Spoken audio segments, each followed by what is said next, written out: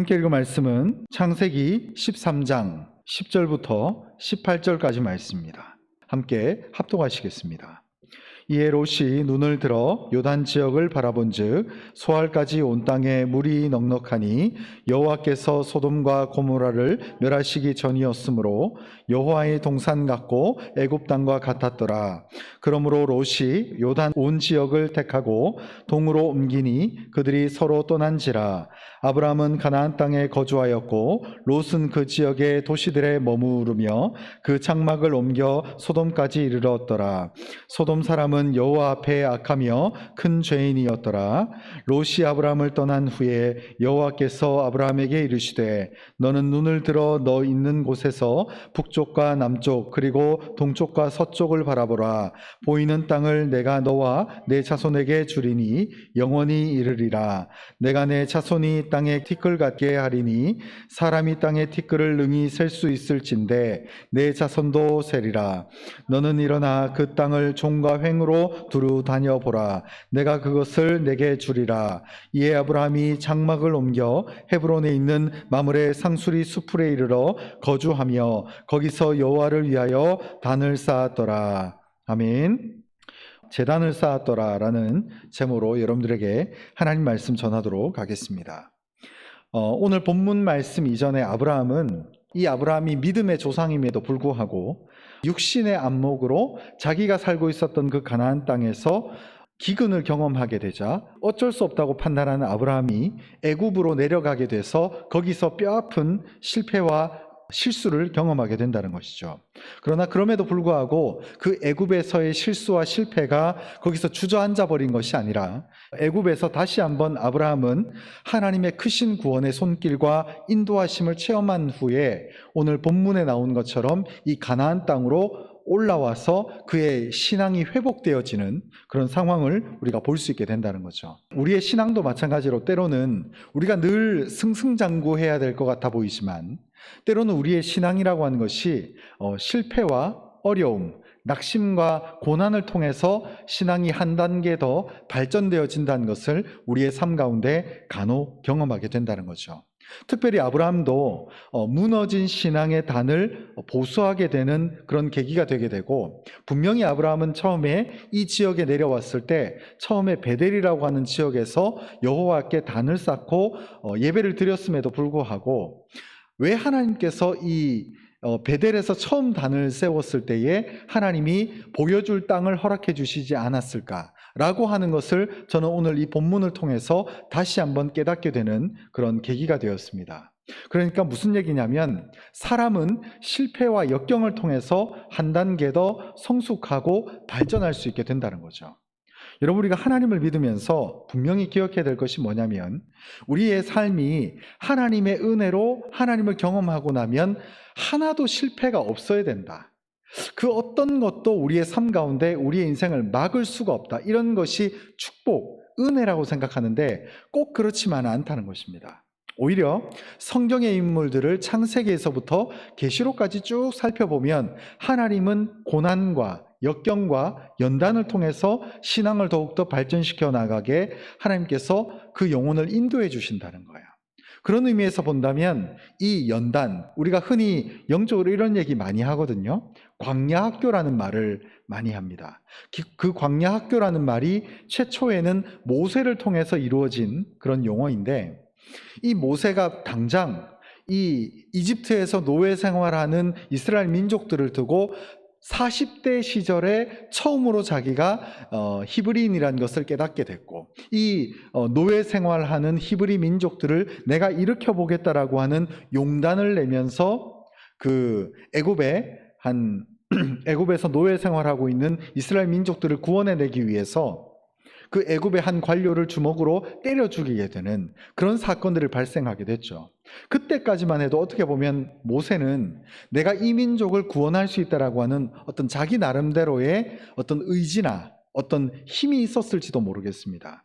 그러나 공교롭게도 하나님은 바로 그 시절 가장 젊고 가장 힘있고 어느 정도 학식과 경력도 쌓였을 그 시절에 모세를 쓴 것이 아니라 하나님은 놀랍게도 모세를 40년 동안이나 거의 30, 40년 동안이나 그 광야에서 방황케 하시고, 그리고 70살이 넘어서야 이 모세를 들어 쓰심을 통해서 애굽 땅으로 복귀를 하게 한 다음에 이스라엘 민족들을 구원해내는 그 10가지 재앙을 통해서 구원해내는 역사를 우리가 생각해 보면, 하나님께서 우리의 삶도 마찬가지로 광야에 학교가 있다는 것을 우리가 생각해 보면, 우리의 삶에 있어서 고난과 역경과 실패와 좌절은 그저 막연하게 우리가 피해야 될 문제가 아니라 우리 인생이 한 단계 업그레이드가 될, 우리 인생이 한 단계 성숙하게 될 그런 기점이자 도움닫기를 할 수 있는 발판이라는 것을 생각해 볼 수 있다는 것이죠.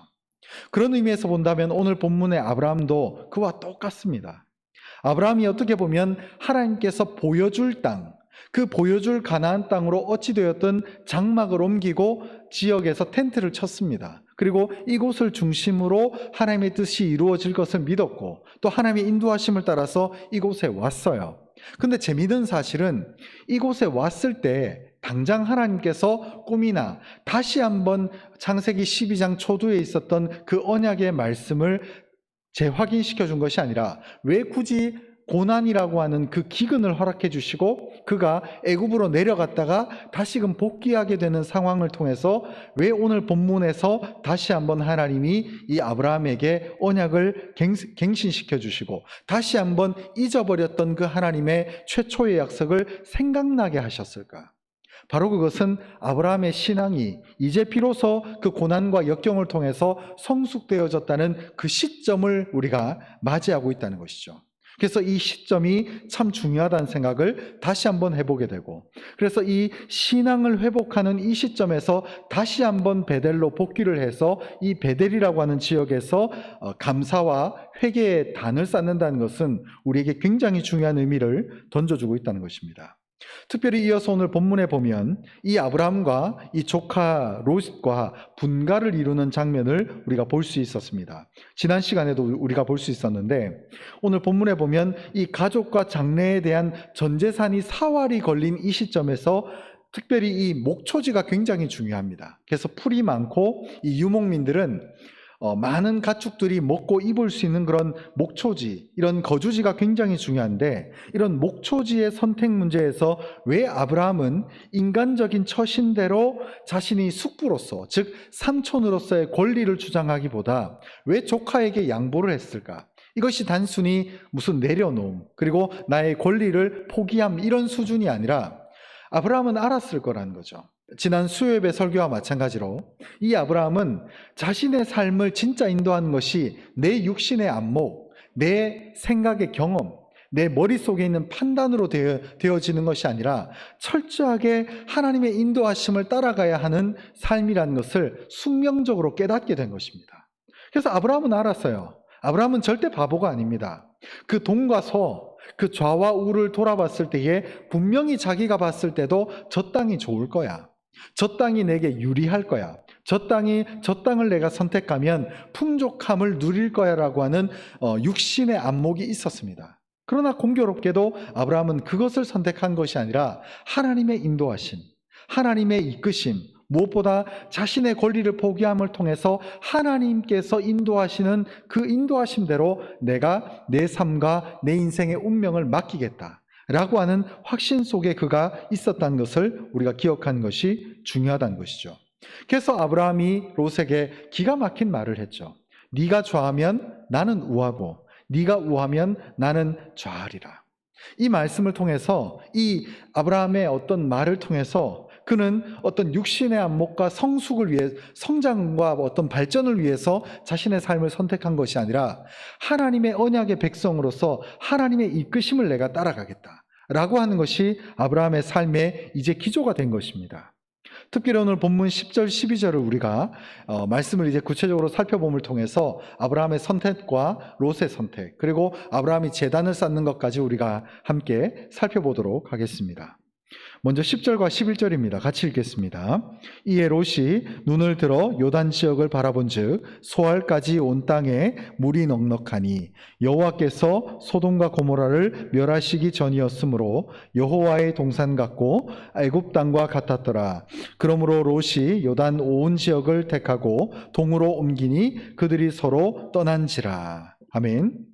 여기서 보면 조카 롯을 우리가 먼저 생각해 볼 필요가 있는데, 이 조카 롯은 아브라함과 함께 하란을 떠났을 때에, 그리고 그 갈대아 우르 지방을 떠났을 때에 이 조카 롯은 삼촌인 아브라함이 인도하는 대로 잘 따라왔습니다. 그래서 땅을 어디를 정할까를 고민할 필요도 없었고 삼촌만 따라가면 된다라고 하는 어떤 그런 가벼운 마음으로 쫓아왔다는 것이죠.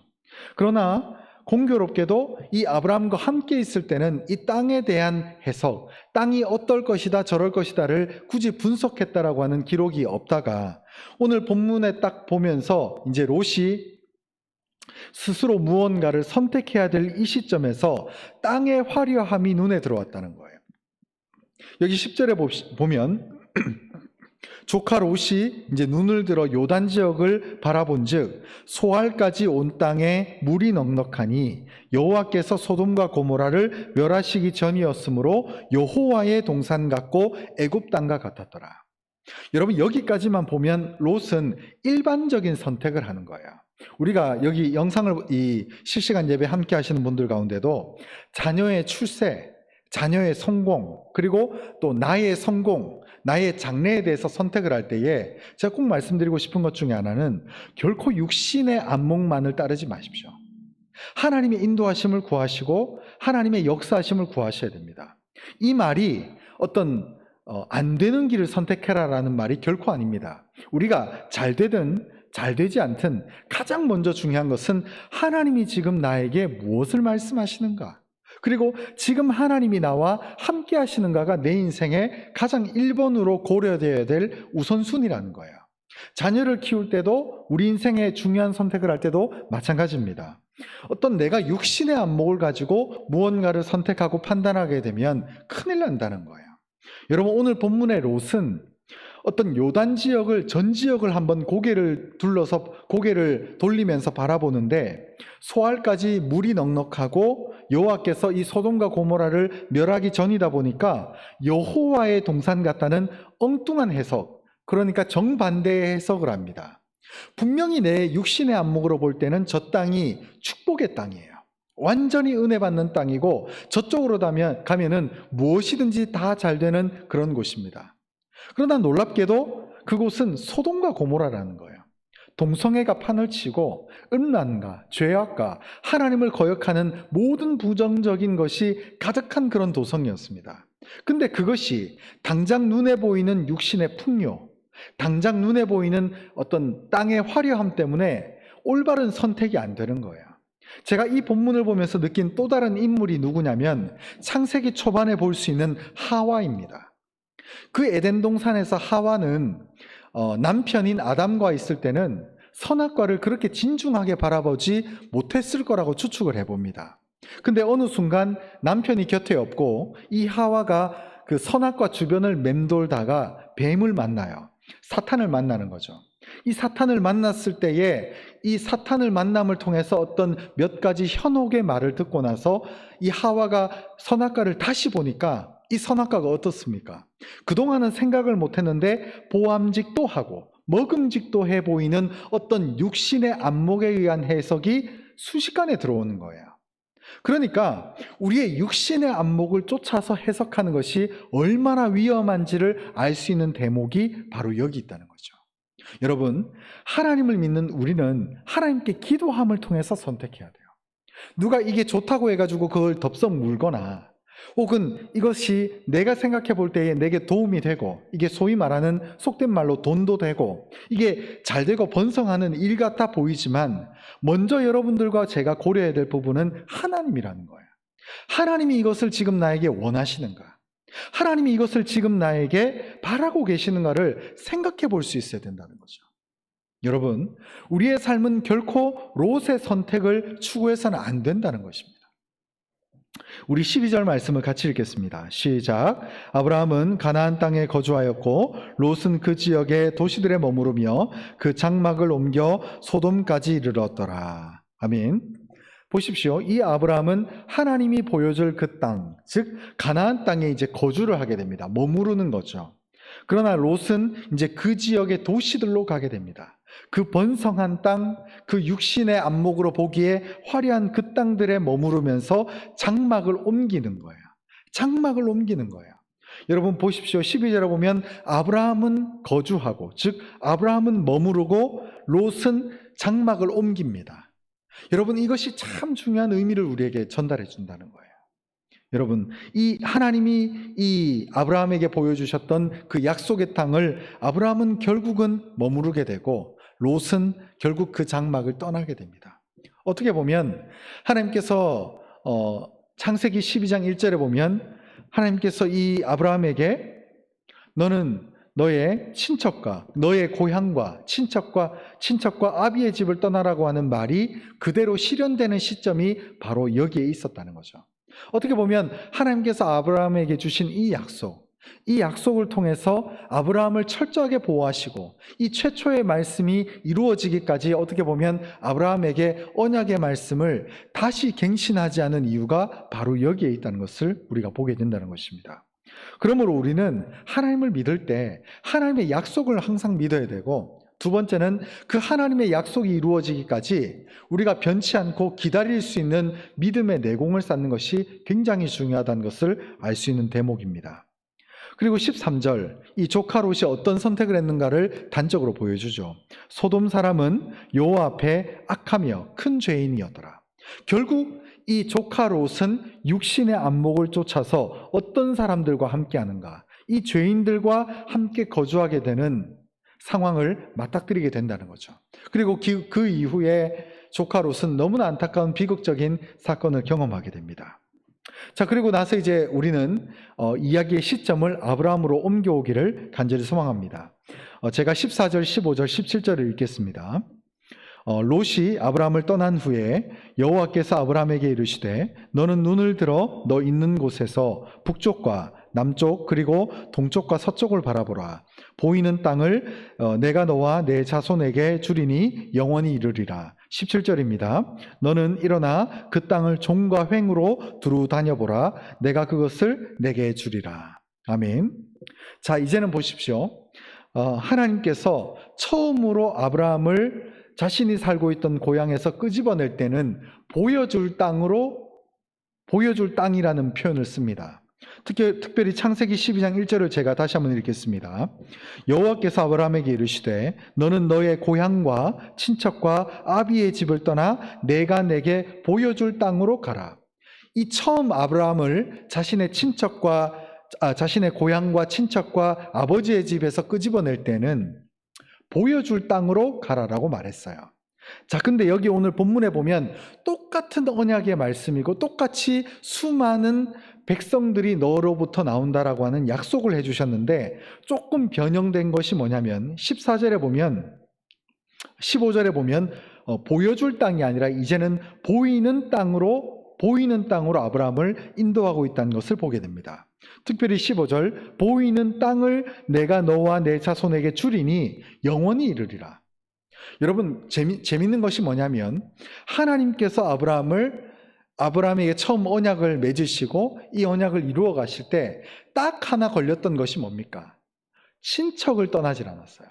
결국 마지막까지 아브라함과 함께 있었던 것이 조카 롯입니다. 근데 결국 하나님의 언약의 최초 약속대로 이제 마지막 친척까지도, 자 보십시오. 먼저 고향은 떠났습니다. 우르는 떠났어요.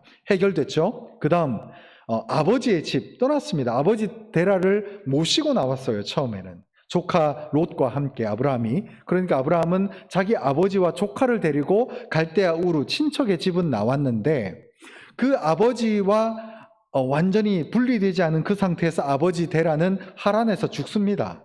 그러니까 하나님이 아버지 데라를 데려가 버리죠. 자, 그러니까 아버지의 집도 이제는 떠났어요. 근데 마지막 남은 한 가지, 조카 롯이라고 하는 친척을 떠나지 않았어요.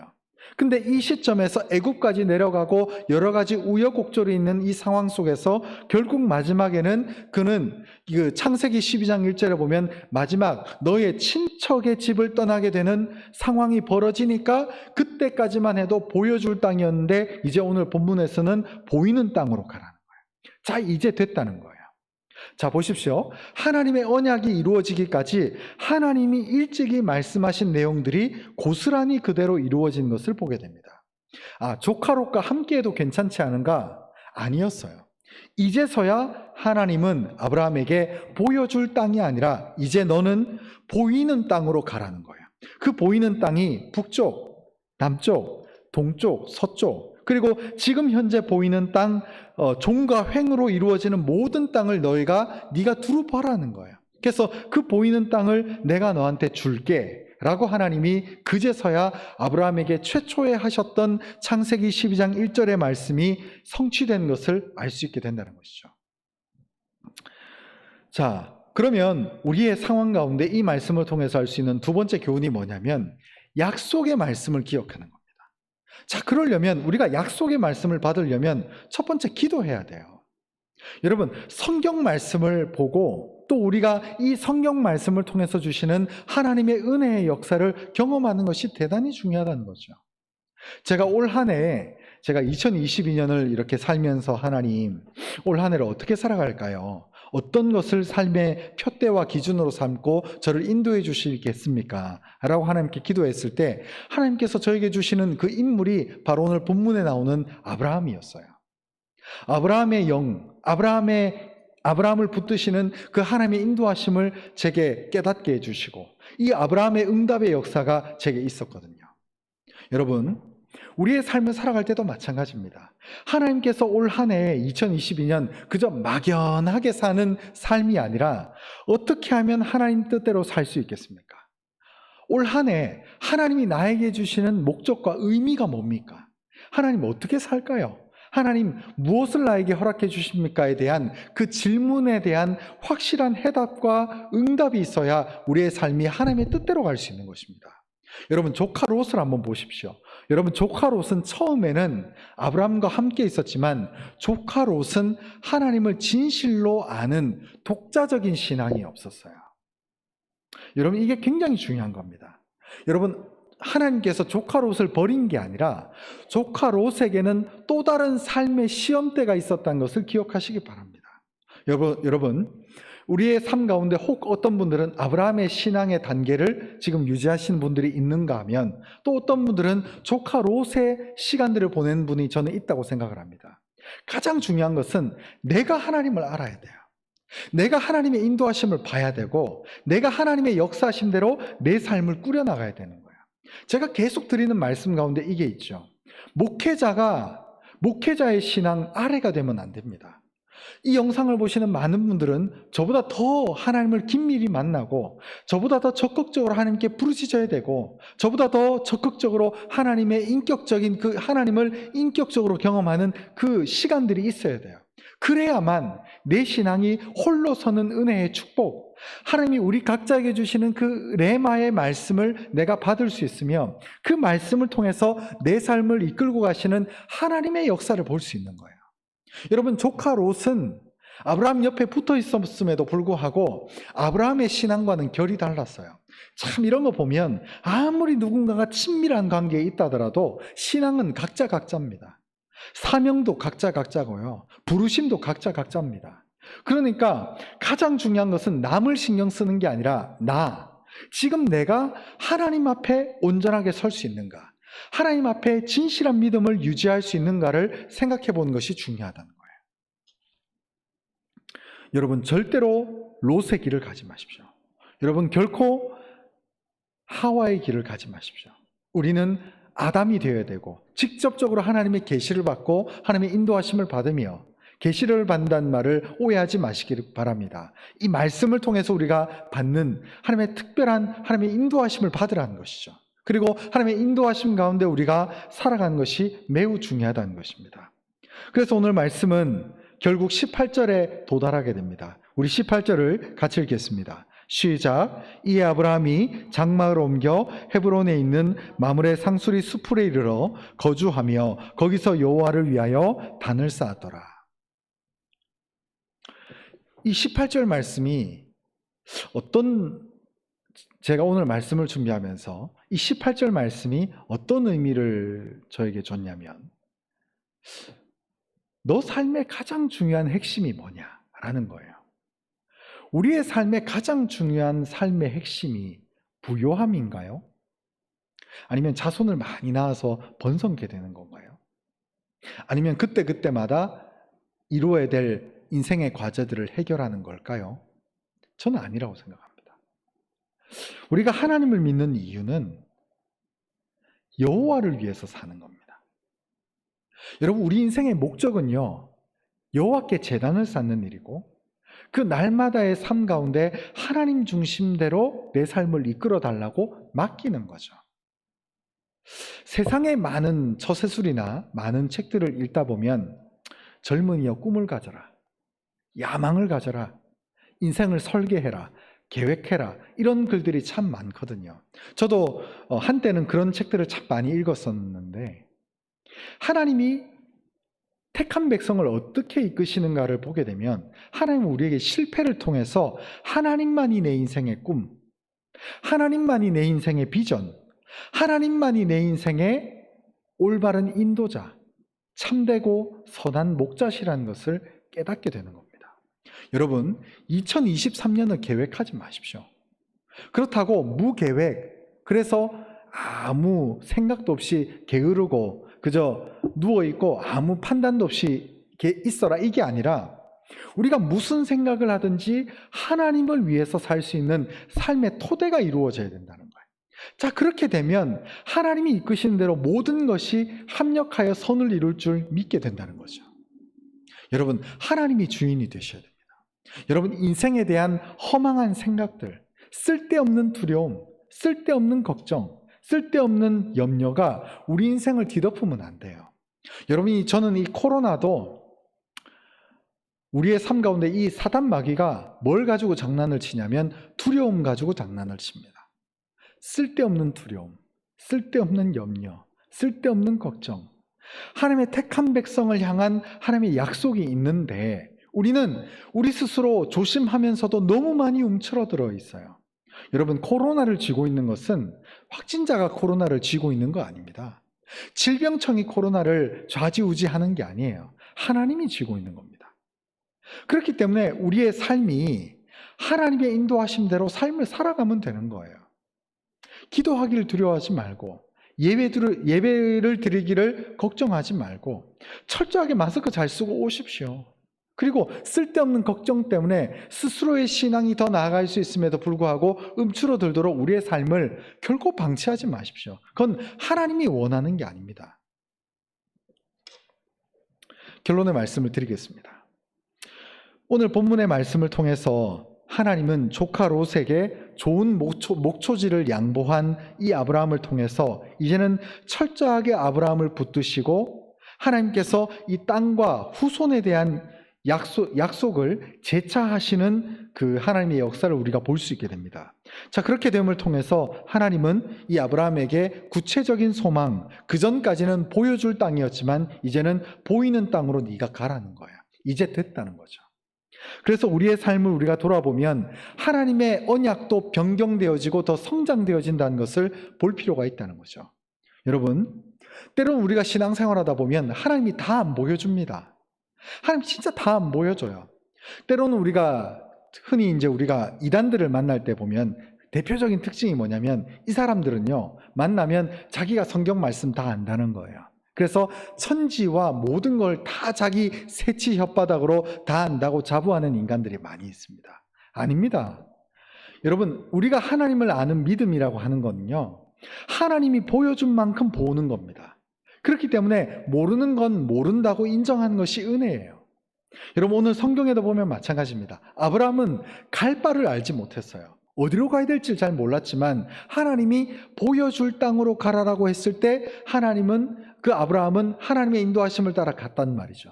그리고 다시 한번 이 가나안 땅에, 특별히 베델 땅에 돌아와서 이 제단을 쌓고 하나님께 예배를 드림을 통해서 아브라함은 신앙을 회복하게 됐고, 바로 이 시점에서야 비로소 하나님은 내가 너에게 보여줄 그 땅으로 가라 라고 하는 약속이 그대로 성취된 것을 우리가 볼 수 있게 된다는 거죠.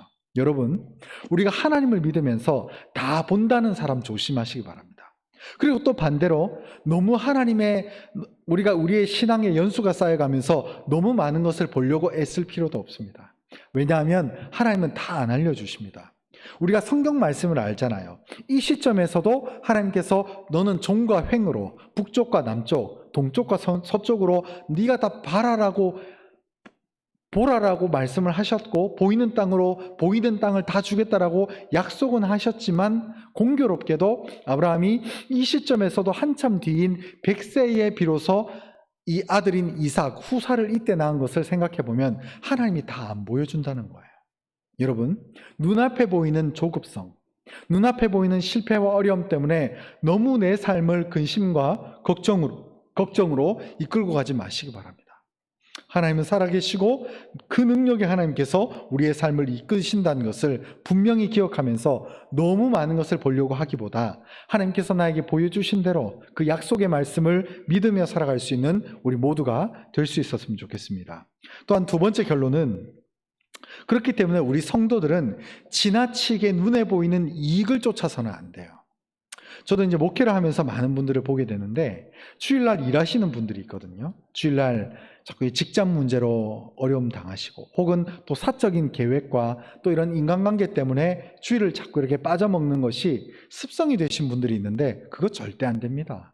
그것은 저는 사람이기 때문에 많은 분들의 소식을 들으면 어쩔 수 없어요. 또 이해가 돼요, 사실은. 그러나 우리가 하나님을 먼저 의식해야 되잖아요.